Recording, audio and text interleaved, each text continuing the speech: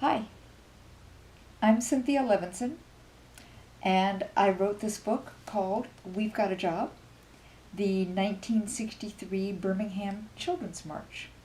And I really appreciate the spirit of Texas allowing me to come tell you about the book. The story is, in a big sense, about 3,000 to 4,000 black school kids in, as the title tells you, Birmingham, Alabama in 1963. And they did amazing things. But it's hard to get a handle on 3,000 or 4,000 kids. So I picked out 4 of them. They are Audrey, who was 9 years old and in the 3rd grade, James, who was 15 years old, Arnetta, who was 16, and Washington, who was 14. And all of them, along with these other 3,000 to 4,000 kids, protested segregation in Birmingham. Dr. Martin Luther King Jr. said that Birmingham was the most racially violent city in America. And that was largely because of laws in the town and customs there, and because of a police commissioner named Bull Connor.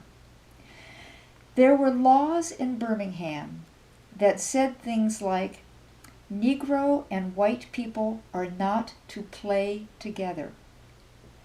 And then those laws went on and they specified what Negro and white people could not play together. They couldn't play cards, they couldn't play baseball, they couldn't play football, they couldn't play checkers, they couldn't do anything together. And in fact, there were signs all over town. Let me show you one of the signs. This is a recreation of a sign from a movie theater in Birmingham. And it says, "Colored must sit in balcony."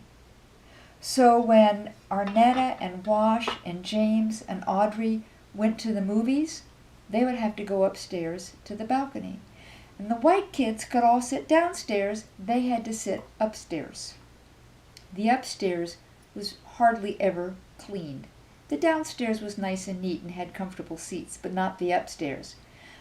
But one of the things that Arnetta told me was that because they were upstairs, they could pick off like the chewing gum under the seats and the popcorn on the floor and throw it down on the kids in the downstairs.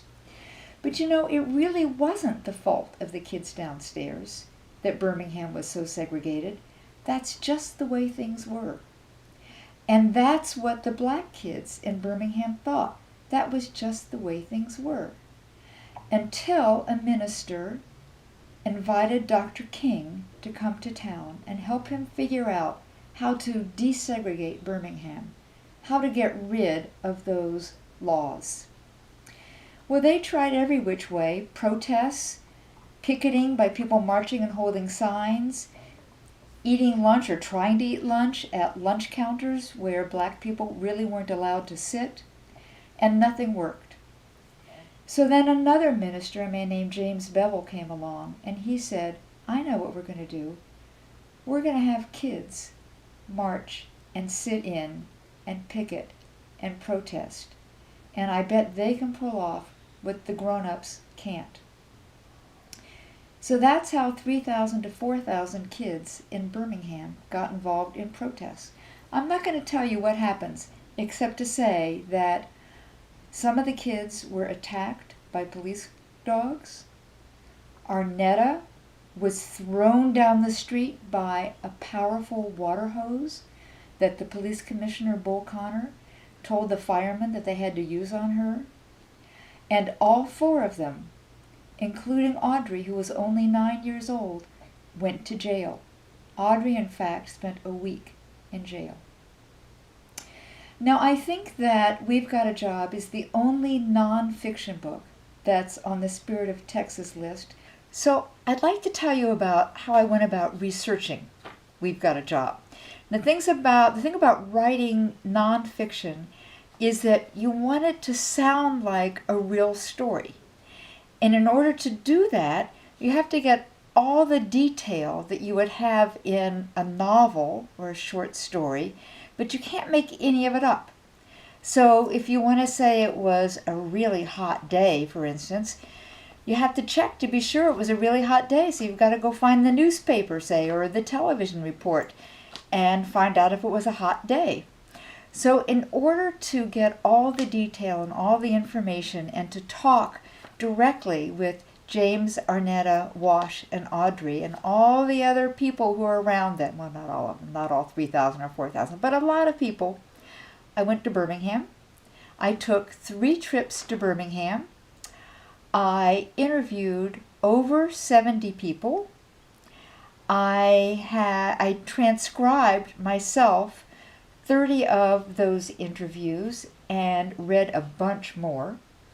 I went through 8 different collections at archives. That means I went into libraries and museums, and I pulled dusty tomes of newspapers off of shelves, and I went through microfilms and cranked them by hand to look for newspaper articles, and I opened up boxes so I could look at buttons, for instance, political buttons and pins, to find out what people were saying and writing and thinking and doing at the time, and to find out what the weather was like.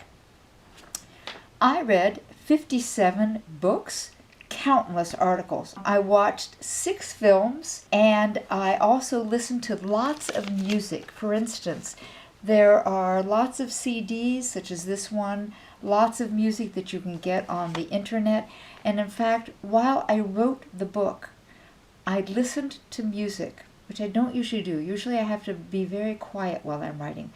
But I wanted to get the spirit, kind of like the spirit of Texas. I wanted to get the spirit of Birmingham and the spirit of the civil rights movement in my head while I was writing. And there's another reason that I listened to music. The name of the book is We've Got a Job, and that is also the name of a civil rights song. It's not a very well-known song, but it was Audrey's favorite. And if you go to my website, you will be able to click on a link and listen to that song. And there was yet another reason that I listened to music, and that is, while Audrey was going to jail, while she was marching, and while she was being arrested, and while she was being put into a paddy wagon and taken to jail, she sang a song. She sang, "Ain't Gonna Let Nobody Turn Me Round." And if you go to my website and go to the students section, you will find a YouTube video of Audrey's sister singing "Ain't Gonna Let Nobody Turn Me Round." In this book, because of all the research that I did, there are 425 endnotes. And they're all for the quotations from people who talked with me and told me about the amazing things that they did to try to desegregate Birmingham. I hope you will read the book, and I hope you will enjoy it. Thank you. And the next book that I'm working on is about circus.